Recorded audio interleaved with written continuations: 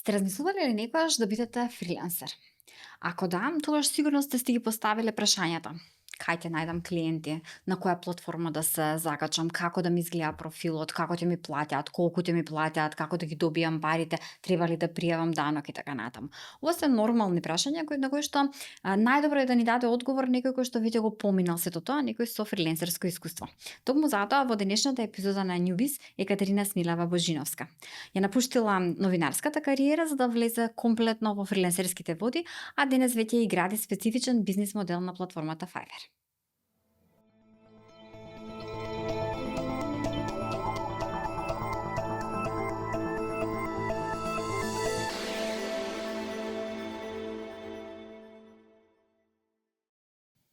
Кате, welcome to Newbiz. Добро ве најдов и ви благодарам на поканата. Ти велам welcome заради тоа што претпоставувам дека заради фриленсерската кариера тебе ти е поголемиот дел од работната комуникација на англиски. Точно и многу англицизми се користат во самата комуникација дури и кога ќе се преведени на македонски. И затоа им се извинувам на сите македонисти кои што ова ќе го слушаат. Меѓутоа да, главно на англиски се одвива целата работа. Некогаш едноставно и да сакаш да го преведеш не оди, не е истото значење не го добива. Не го добива истото значење и некогаш нема ни точно соодветен термин за да се преведе. Наврати се за почеток на разговорот на твоите почетоци и во новинарството и фриленсерската кариера. Како, дали беше паралелно или прво едно го почнав, после си речеш ќе да се свичнам? Да, прво почнав во новинарството, бидејќи студирав новинарство. Тогашниот професор на факултет Зоран Димитровски ме повика дали сакам да пробам да почнам да работам уште во втора година на студиите во порталот Фокус. Тогаш почнуваше порталот Фокус со работа и имаа потреба од практиканти. И всушност така започнав да работам како новинар. А фриленсерството дојде некои 3 години подоцна. Значи не беше во исто време. Како до првите клиенти? Сигурно дека некој не дошол да ти се јави, да рече ти кате за фриленсер си. Не, значи јас не имав некој посебен план, не планирав еве сега јас ќе започнам фриленс да работам. Тоа дојде сосема случајно во комуникација со едни наши пријатели кои што имаа веќе започнато профил на платформата Fiverr и ни предложија на мене и на мојот сопруг, бидејќи заедно го работиме ова.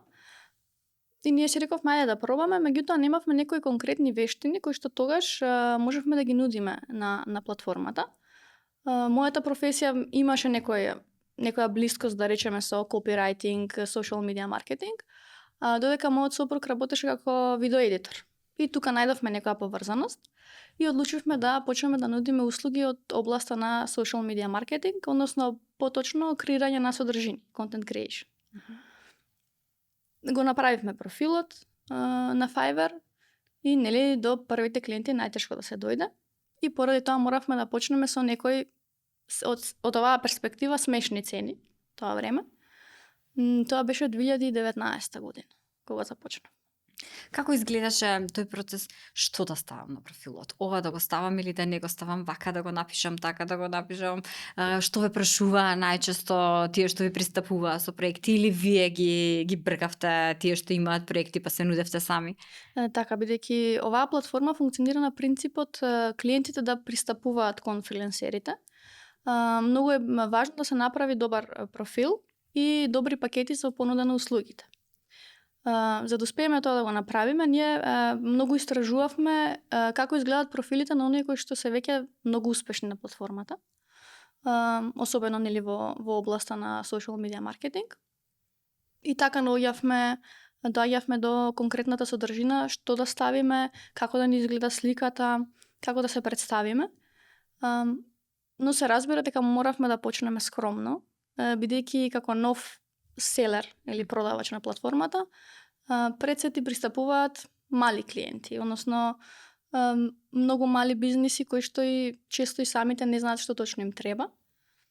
Но ние бевме упорни и токму тоа што бевме упорни и што на почетокот прифаќавме да работиме и за ниски цени, ние возможи денеска или тоа да не се исплати.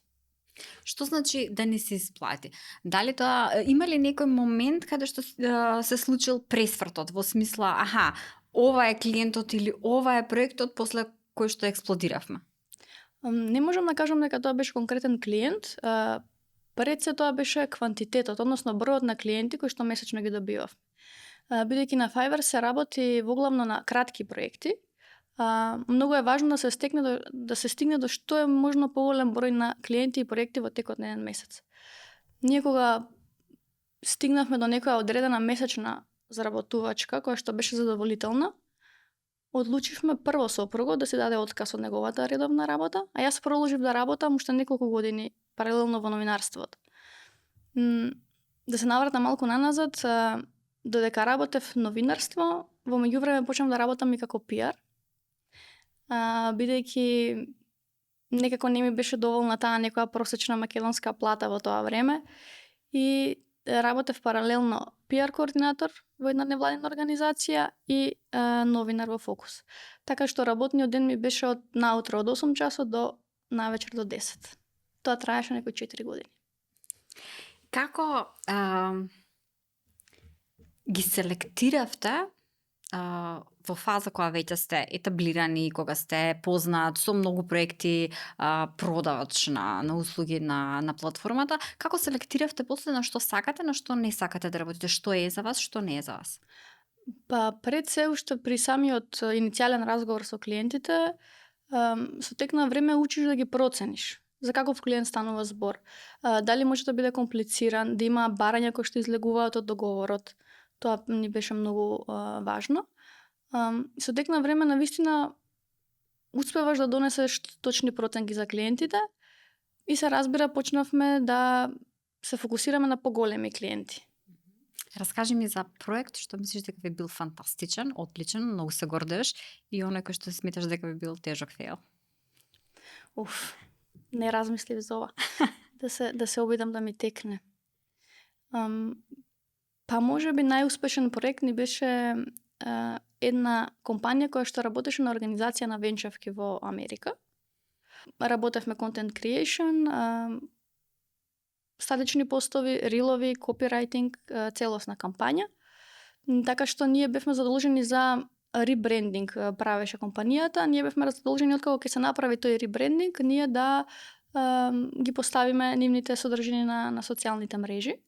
Значи стартувавме на некој начин од нула. Тоа беше еден многу успешен проект, каде што и самиот клиент беше многу задоволен од тоа што го сработивме. На конкретен фейл не може да ми текне, но има неколку ситуации каде што клиентите не биле задоволни, а ние сме сметале дека овој проект е супер сработен, ние од наша страна сме биле задоволни. Меѓутоа, клиентот наеднаш доаѓа со барање, сакам се да откажам, ова не е тоа што го барав, дизајните не се тоа како што јас ги замислив. И дури тогаш ќе ни прати некакви дизајни кои тој што се ги имал во глава. А кога ќе ги видиме тие дизајни од дизајнерски аспект, тоа можеби не изгледа толку квалитетно, меѓутоа клиентот тоа го имал на ум. И меѓутоа тие такви моменти па извлековме и многу важни лекции. Како се менеџира таков фидбек? Се обидуваш да дојдеш до решение преку разговор, тука најчесто целата комуникација на Fiverr најчесто оди преку четот, односно преку пишана комуникација. Во вакви ситуации се гледа, се обидуваме да закажеме онлайн состанок, да се видиме со клиентот и да пробаме да му објасниме. Дека можеби сме имале различни очекувања, не сме искомуницирале добро. И се обидуваме нели да почнеме од почеток. Нудиме, значи една шанса да речеме за од поново да се обидеме да исправиме работата. Меѓутоа некогаш ништо не функционира и на крај нели се доаѓа до откажување на проектот. Се случуваат и такви ситуации. Како функционира Fiverr по однос на оние кои што се спојуваат таму на проекти, како оние што нудат и оние што бараат услуга? Има ли некаква, не знам, корисничка поддршка за некој кој што сега сака да влезе во фрилансерскиот свет, што може да очекува од платформата освен Marketplace? Има customer support, но за да почне да работи, да продава услуги, сепак мора сам да истражи и сам да го направи профилот. И пакетите кои што постојат 3 основни пакети кои што се продаваат, но се разбира во комуникација со клиентите се најчесто се соработува преку кастом пакети, односно точно дизајнирани според потребите на одреден клиент. За да се почне на платформата, најважно е нели да се направи добар профил, но и подоцна да се биде многу упорен, додека да се стигне до неколку првични ревјус или оценки од клиенти, кои што понатаму ќе овозможат другите клиенти да имаат одредена доверба, бидејќи кога пристапуваат кон нов селер со 0 оценки нели тука мора да се игра со цената за да се добијат првите клиенти. А, ако некој сака да игра Devil's Advocate во оваа ситуација, сигурно те рече, не можеш тоа да го наплатиш, кај те наплатиш, за многу малку те работиш, огромна е конкуренцијата, па како изгледа тоа, колку ти земе платформата, па колку ти стигне на твоја сметка, па како ти стигне на сметка во Македонија не функционираат системите, светските системи за плаќање, па колку треба да ја дадеш на државата и така натаму. Како би одговорила на сите овие objections што ти ги даде некој, а ти го имаш искуството? Па можеби најдобро преку пример да им се одговори. Не само мојот личен пример, зашто ние сега преминуваме кон градење на еден бизнис модел преку оваа платформа. Не само ние да бидеме како поединци фриленсери кои што нели имаат солидна месечна заработка и тоа е тоа, туку да изградиме еден бизнис модел на самата платформа. Значи на некој начин ние функционираме како агенција, меѓутоа на самата платформа стојам јас како главно лице кое што се појавува пред клиентите, но тие знаат и тоа е транспарентно назначено дека ние сме тим, дека не работам само јас. Точно е дека платформата зима провизија нормално, меѓутоа ако се направи споредба колку треба да се вложи во маркетинг за да се стигне до клиенти без платформа, мислам дека ова е многу поисплатливо отколку нели сами да тргнете со своја веб страна и да барате клиенти на тој начин. Како ги менеджирате овие финансиските моменти во смисла можностите за плаќање, пајонир картици на македонска сметка? Така, Fiverr најдобро функционира со Payoneer. Се разбира дека има тука нели провизии дополнителни што мора да се платат и тоа е тоа. Во последниве 2 години најмногу ни помага и Native Teams, платформа која што овозможува фриленсери да си покриваат пензиско и здравствено осигурување, како и цела обработка на парите кои што им стигнуваат, покривање даноци и слично.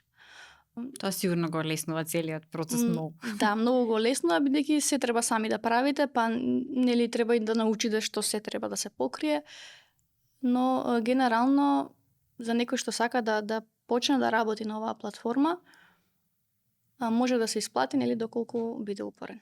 Како реши да се откажеш комплетно од новинарството? Ти фали ли?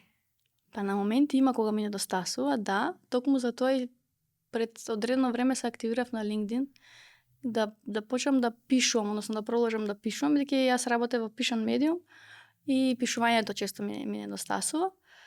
Меѓутоа имаше повеќе фактори поради кои решив да се откажам комплетно од новинарството. Тука влијае условите кои што владеат генерално во новинарската професија во Македонија, но и самата новинарска професија носи одредени негативни страни без разлика на тоа каде се функционира како новинар. Дали се тоа најразлични притисоци и така натаму. Втората работа можеби беше мојата амбиција, бидејќи не гледав што понатаму во новинарството. Не се гледав себе си во телевизија или нешто такво и не гледав што следно, а не сакам да стојам на исто место цело време. И таа амбиција да создадам нешто свое, да организирам, да смислувам процеси, да градам системи, ме мотивираше целосно да го напуштам новинарството и да се посветам на оваа работа. Ова всушност значи дека влегуваш во претприемнички води, затоа што од фриленсерство одиш кон градење на бизнис модел повторно на платформата, меѓутоа тоа би подразбирало водење на тим. Како изгледа тој процес? Што е она што ти е падни стани, можеби, што е она што го учиш во процесот на создавање тим? Колку сте сега? Сега сме со мене 5 луѓе во тимот. Копирајтери, графички дизајнери и видеоедитори.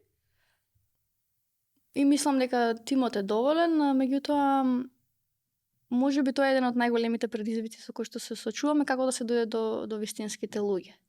и како да се задржат, бидејќи во овој момент ние не можеме да понудиме, например, целосно вработување на full time. И многу често, нели, луѓето си бараат да бидат целосно покриени, што ние во моментов не можеме да го понудиме, па имаме именување на тимот. Друг предизвик е да се најдат, нели, квалитетни луѓе кои што ќе бидат константни со тој квалитет.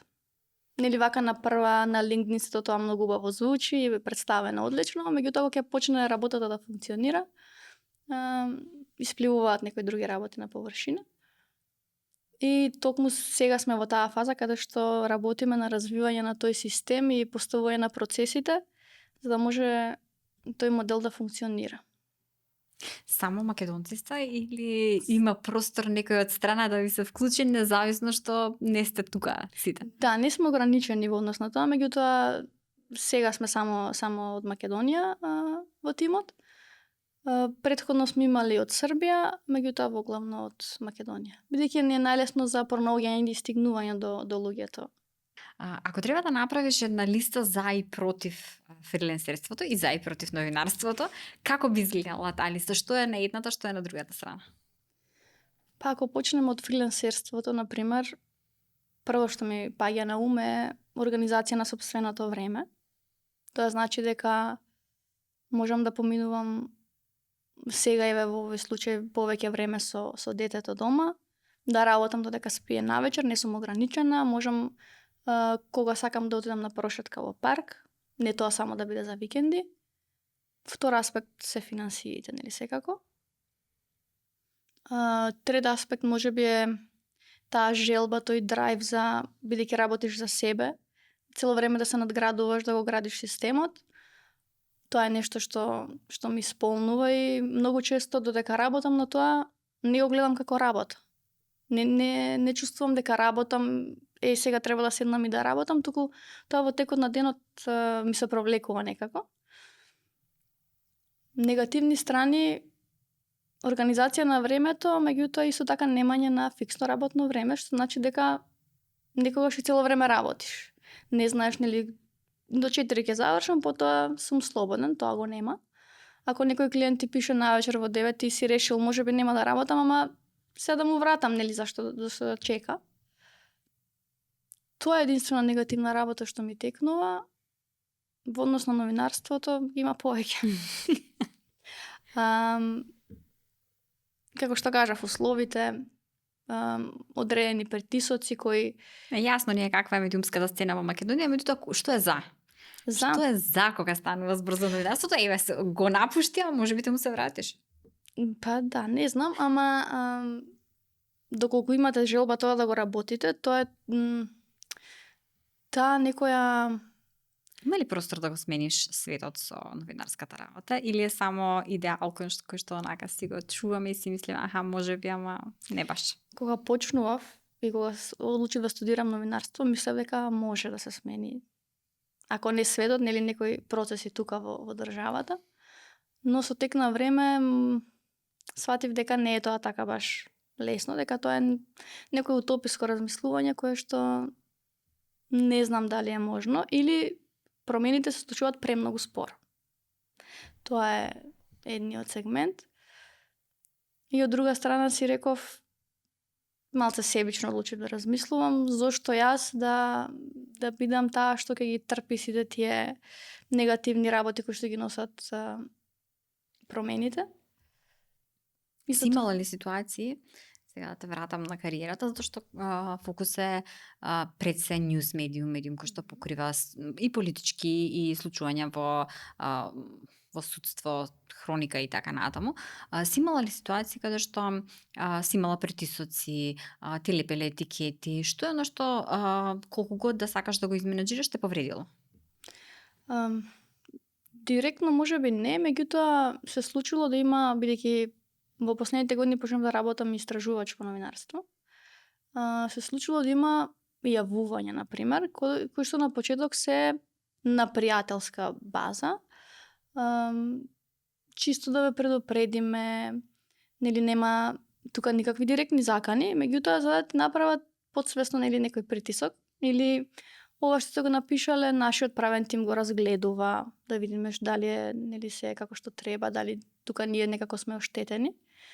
И тоа се некои суптилни притисоци кои што ти влијаат и во секојдневниот живот и колку и да сакаш да се обидеш да, нели, да не ти влијаат, еве јас сум, ќе си речеш јас сум силен, тоа мене не ме допира, барем јас до мене допираш и јас не успеав тоа да го надминам така без да ми има влијание врз мене.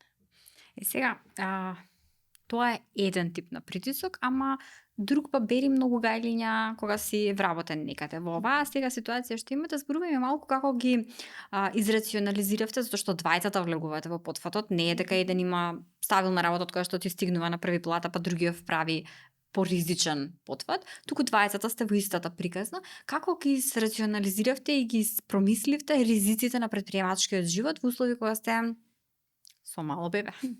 Така да. Ова се случуваше, нели, пред 6 години, кога решивме целосно да преминеме, меѓутоа секогаш гледавме да го оптимизираме ризикот. Ризик мора да има, но гледавме да го сведеме на минимум. Тоа го направивме на тој начин што прво сопругот си даде отказ од редовната работа, и јас останав да работам. Токму од тој страв, да речеме, или да го избегнеме ризикот, што доколку, нели, ова не успее. Јас продолжив да работам некој можеби уште 2 години после тоа. И откако се стабилизиравме и видовме дека добро, нели, зависи месец од месец, меѓутоа има некој стабилен приход кој што е константен, тогаш решив и јас, нели, целосно да се посветам на ова. Се разбира, е поризично отколку тоа да имаш на секој први плата да ти стигнува. Тука може да се случи да не ти стигне ниту една плата да извадиш. За среќа тоа до сега ни се нема случено. Меѓутоа кога ќе ги изменаџираш добро ризиците, кога ќе бидеш веќе стабилен на тоа поле, мислам дека нема некоја голема опасност, нели, да преминеш целосно на фриленс. И сега, за да имаш барем една плата, во фриленсерството мораш да имаш доволно работа, константно работа, особено ако затоа што кај вас се клиентите на краткотрени проекти. Реално огромна промена се случи и во креативните индустрии, во IT индустријата со вештачката интелигенција. Како гледаш на тоа, како удар, како нешто што може би те ви го намали обемот на работа, како нешто што ќе ви помогне да бидете поефикасни, покреативни? Како ги рационализираш овие промени што ни се случуваат? За вештачката интелигенција сметам дека ќе ни биде само придобивка, бидејќи ако се најде вистински начин да се искористи, може многу повеќе да се оптимизираат и да се забрзаат процесите, кои што ние ги имаме во смисла на креирање на содржини, на дизајни, на видеомонтажа. Не сум поборник на тоа целосно да се потпре на вештачката интелигенција, особено не во делот на копирајтерството и пишување на содржините, ниту на дизајнот. Меѓутоа, доколку паметно се користи во смисла на технички дел, тоа значи прибирање информации, истражување, па и брейнсторминг, може само да работи во наша полза вештачката интелигенција. Каде гледаш дека може најмногу да го промени начинот на функционирање на креативните индустрии? Па можеби ќе намали работата во делот на техничкиот дел, меѓутоа оној креативен дел, умствен, мисловен, ќе стане поважен од кога и да е, бидејќи ќе има луѓе кои што ќе се потпрат целосно на вештачката интелигенција, ќе се обидат и креативниот дел да го префрлат таму, но на сметка на тоа ќе избијат на површина како поквалитетни и подобро платени оние кои што ќе задржат да го прават сами мисловниот дел, креативниот дел,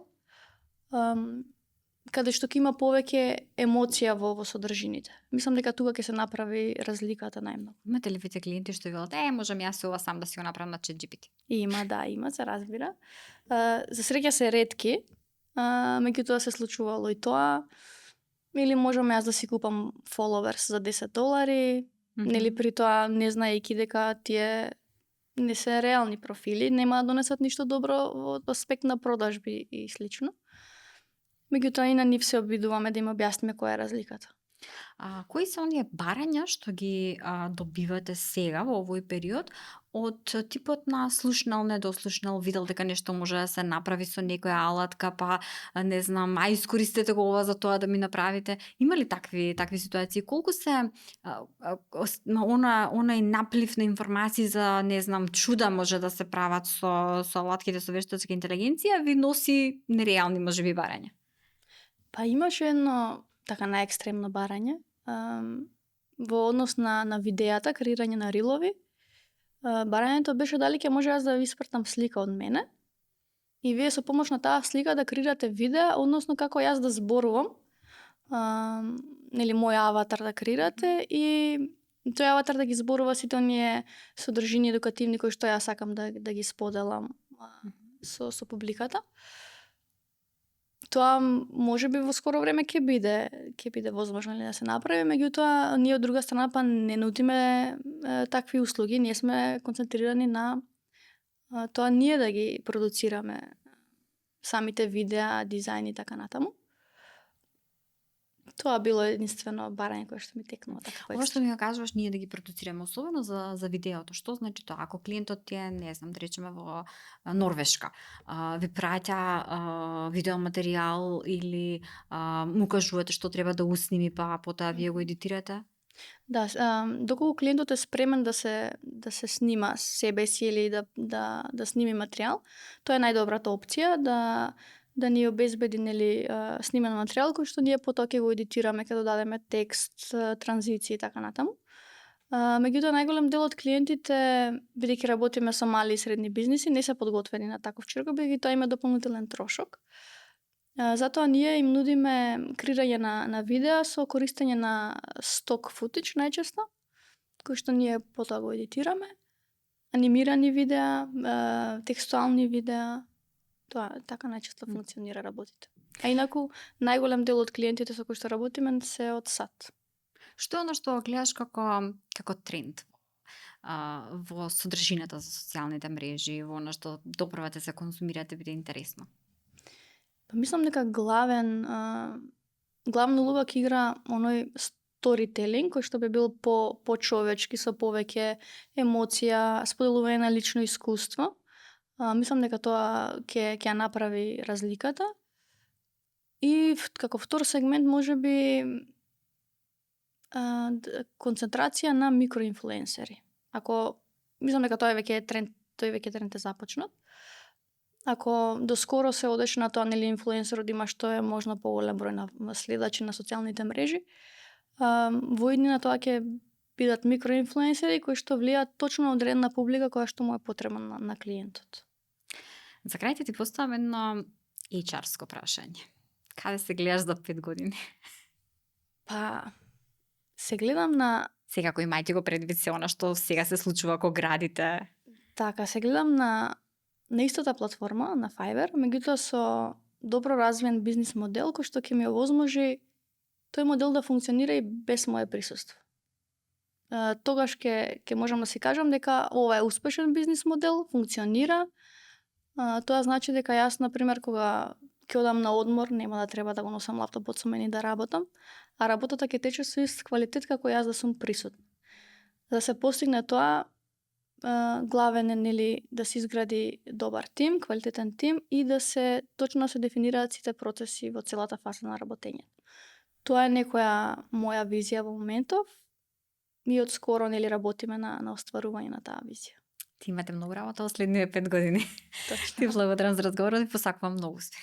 Ти благодарам и тебе.